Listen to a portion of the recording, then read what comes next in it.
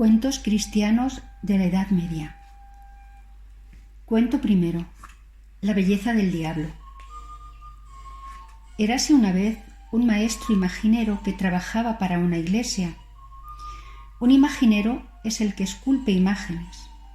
En el tímpano, Cristo y los que están en su luz, apóstoles y mártires, un obispo y un pobre, dos peregrinos de camino hacia la eternidad, San Miguel y su balanza, y del otro lado las fauces abiertas de Leviatán, el suplicio de los condenados. A lo largo de los capiteles, las parábolas de nuestro Señor y las escenas de su vida, del pesebre a la cruz, nuestros primeros padres comiendo el fruto prohibido, Noé construyendo el arca, David y Goliat, San Antonio tentado por el demonio, San Martín dando la mitad de su capa. Todo esto era la obra de los imagineros. Todo esto y muchísimas cosas más. Los frisos y las flores alrededor de las arquerías, los medallones en los que se alternan los signos del zodíaco y los trabajos de las estaciones, los monstruos que tienen dos cuerpos para una sola cabeza, los pájaros que devoran niños, los diablos burlándose. Todas las figuras, todas las esculturas estiradas, contorneadas, torcidas, encogidas, enmarañadas para plegarse con una fantasía dócil a las curvas de las superficies abovedadas, los capiteles, las columnas. Aquel maestro imaginero trabajaba en el taller de una iglesia, y la iglesia era de una abadía de monjes negros. Con los monjes blancos, los de la regla del Cister, los hijos de San Bernardo, no habría encontrado trabajo, porque San Bernardo veía en el adorno de la piedra un lujo prohibido para quienes quieren imitar la pobreza de Cristo, en la belleza informe del bestiario monstruoso, una distracción para la vista y una tentación para el espíritu. Cuando tantas imágenes atraen la atención, abismarse en la oración y dejarse, como San Pablo, cegar por la deslumbrante luz del amor. Solamente las líneas necesarias y puras de un edificio levantado hacia el cielo pueden guiar la mirada y no retenerla, elevarla y no detenerla. En cambio, a los monjes negros les gustaba ver cómo la libre exuberancia de las esculturas se sometía al riguroso orden de la arquitectura, igual que la variedad del mundo celebra la unidad de Dios.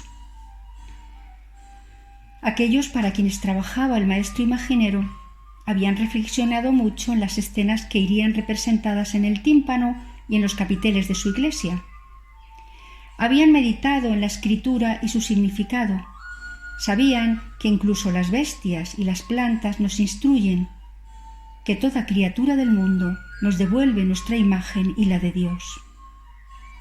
Pensaba en los pobres de Cristo, en los sencillos que no saben leer y en quienes, como decía el santo Papa Gregorio, las imágenes ocupan el lugar de las letras. El pueblo de Dios que se apiñaría en su iglesia debería ver allí figurado su camino hacia la vida y hacia la promesa de la resurrección. El Cristo del tímpano no sería su juez, sino su Salvador. De sus largas manos abiertas, los rayos de su gracia alcanzarían a todos los hombres hasta los confines de la tierra, a todos, a los de piel negra y a los que en Oriente, según cuentan, tienen orejas que arrastran hasta el suelo o cabezas de animales, porque todos son criaturas de Dios, todos son sus hijos y todos están llamados a su amor. Y en los capiteles de la nave estarían representados todos los que le han seguido, todos los que le han amado, todos los que han creído, que han dudado y que han creído a pesar de todo. Nuestro padre Abraham, que recibió la promesa de Dios por haber esperado contra toda esperanza.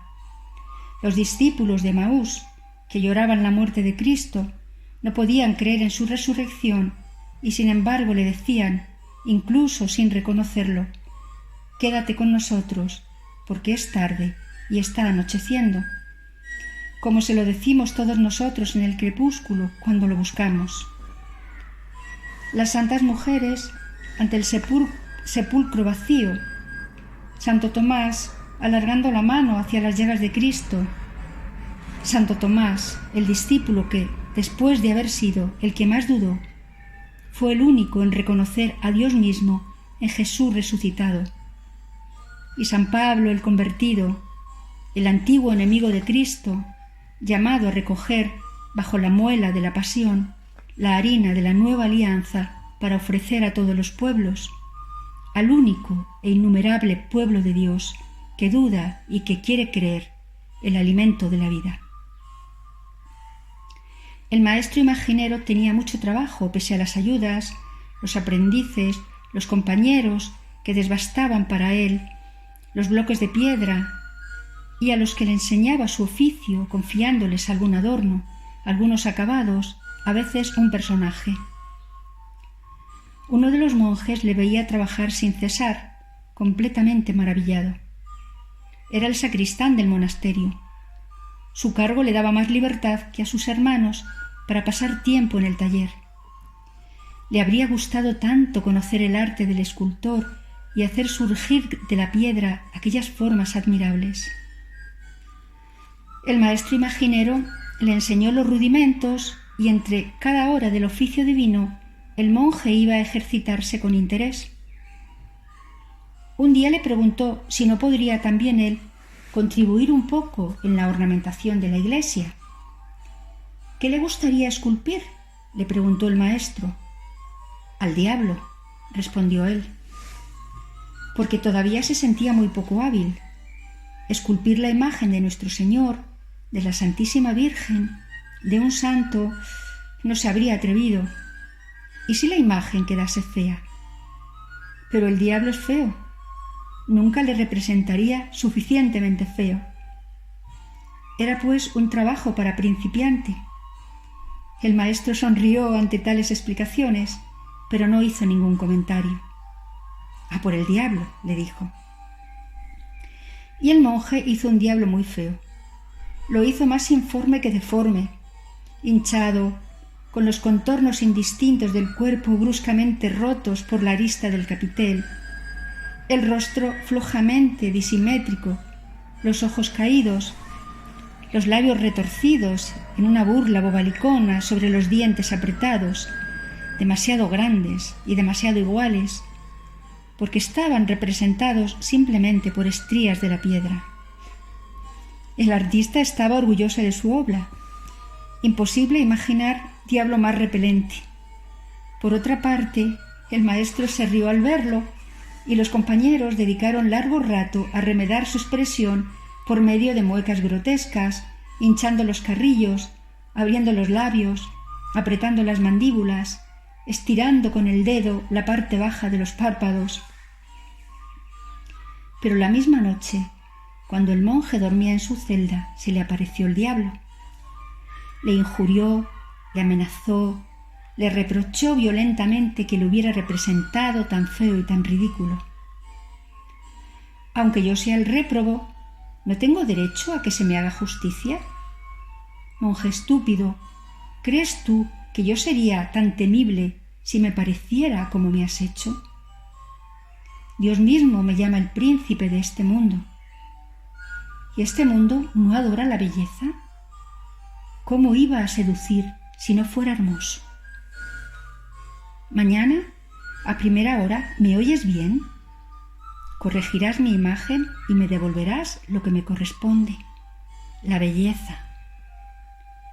Aterrorizado, el monje se despertó sobresaltado e hizo la señal de la cruz.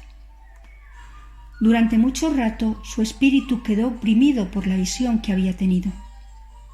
Pero según pasaba el tiempo, la angustia se disipó y dejó paso al orgullo. Su obra tenía que ser excelente para que el diablo se tomara la molestia de ir a reprochárselo. Se guardaría muy mucho de tocarla. Además, ¿obedecer al diablo? Y durante todo el día siguiente lo pasó con los brazos cruzados al lado de la escultura, recibiendo con disimulada modestia las felicitaciones que recibía. A la noche siguiente el diablo se le apareció de nuevo mucho más amenazante. A la tercera noche le anunció que pagaría las consecuencias de su obstinación. En el pueblo cercano a la abadía vivía una viuda joven. Era piadosa y asistía con frecuencia a la misa conventual y a veces a alguna hora del oficio divino. Con frecuencia también obsequiaba a la comunidad con un modesto regalo: huevos recién puestos, un queso de sus cabras, frutos de su huerto. Los entregaba al sacristán, que debido a su cargo estaba autorizado a franquear la clausura y a estar en contacto con los fieles. Imagináis lo que sucedió. El diablo tramaba su venganza, los inflamó de pasión mutua. Les dio la audacia de confesarse su amor. Instigada por el diablo, la mujer sugirió al monje que huyera con ella, y el monje planeó robar los vasos sagrados del monasterio que le estaban confiados para contar con los recursos necesarios para su vida culpable. Una noche pusieron por obra lo proyectado. El monje metió en un saco los cálices y copones de oro y plata con incrustaciones de esmaltes, las patenas y los píxides. Se reunió con su amiga a la puerta de la abadía y ambos se pusieron en camino amparados por la noche. Pero apenas habían llegado al primer recodo, el diablo tocó todas las campanas de la abadía, corrió al dormitorio, despertó a los monjes gritando ladrones. Había tomado la apariencia de uno de ellos. Juraba que había visto al sacristán robar el tesoro del monasterio y huir. Se levantaron todos, corrieron al armario donde se guardaban los vasos preciosos. Las puertas estaban de par en par y el armario vacío. Los fugitivos no estaban lejos. Pronto los alcanzaron. Nadie se fijó en la mujer. Nadie la reconoció en la oscuridad. Pensaron que se trataba de alguna mujer que se había perdido. Ella pudo esconderse en una zanja y volvió a su casa cuando todo se calmó. Pero el sacristán fue atado, apaleado, arrastrado hasta el monasterio, encerrado en un calabozo, y lo dejaron encadenado. De repente desapareció la locura de la pasión. Postrado en la oscuridad, en el suelo húmedo, con el rostro sucio de barro, de sangre y de lágrimas, lloró su crimen y su pecado. Una vez más se le apareció el diablo, triunfante. Se ufanó de haber recolocado en el estado en que se encontraba. Lo invitó a reflexionar sobre su aventura. ¿No había cedido a la seducción del diablo? ¿La seducción no había sido por la belleza? Que se rindiera, pues, a la evidencia, que retomara la escultura y le devolviera la belleza que le correspondía.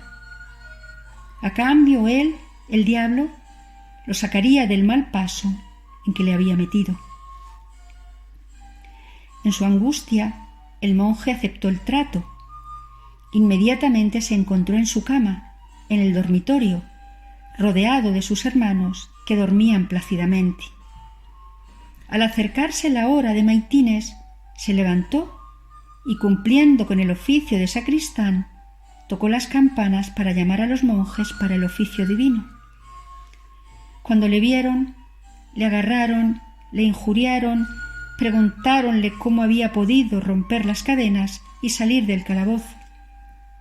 Puso cara de sorpresa. ¿Qué cadenas? ¿Qué calabozo? Igual que ellos, se acababa de levantar de su cama en la que se había acostado, como todos, la víspera por la noche. Corrieron al calabozo. El diablo había ocupado el lugar del monje. Cuando quisieron agarrarlo, desapareció, dejando tras sí un fuerte olor a azufre que no ofrecía duda de su identidad. Todo quedaba claro. El diablo les había jugado una de las suyas. El sacristán era inocente. Pero él tenía que cumplir la promesa. Tan pronto como pudo, se deslizó hasta el taller. Explicó al maestro imaginero, no sin apuros, que habiendo reflexionado, encontraba a su diablo realmente demasiado feo y deseaba embellecerlo un poco. Con gran sorpresa suya, el maestro aprobó el proyecto con entusiasmo. Con tal entusiasmo que no pudo menos de preguntarle el motivo. Temía, dijo tímidamente, que mi idea le pareciese extraña. ¿Embellecer al diablo? ¿Realmente piensa que debo hacerlo? Evidentemente tiene que hacerlo, o cuando menos intentarlo. Yo no me atreví a decírselo, pero puesto que usted está de acuerdo, hay que confesar que su diablo es espantoso. ¿Pero no es espantoso el diablo? El diablo no digo que no, pero un capitel ha de ser hermoso. El monje puso manos a la obra con los consejos del maestro imaginero, que a veces guiaba su mano. Pronto el capitel tomó otra forma y el diablo una apariencia bien distinta. Sus piernas flacas, con los tendones salientes, seguían ahora las aristas del capitel y las subrayaban. Su cintura estaba doblada con una elasticidad angulosa y su busto se ajustaba al borde superior, exactamente bajo la cornisa. Así suspendido, aplastaría a los que desde la parte baja de la columna lo contemplaran levantando la cabeza, rindiéndole involuntario homenaje, a los que señalaba con el brazo extendido e imperioso. Una risa triunfante deformaba su rostro, con las mejillas hundidas por profundos pliegues de amargura. Estallaba de júbilo despiadado y dominante, mientras que sus ojos parecían vacíos y muertos. «Ya», dijo el maestro imaginero con satisfacción, «¿no queda horrible así?» El monje tembló, temiendo la cólera de su visitante nocturno, pero el maestro añadió, «¿No es hermoso?» «¿Horrible y hermoso?»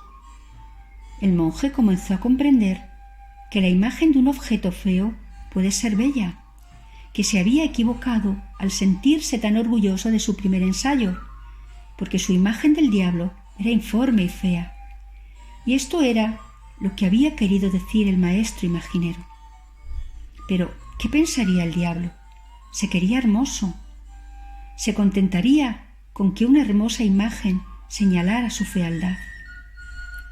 Pareció que el maestro adivinara su pensamiento porque dijo, «El mismo diablo tendría que estar satisfecho.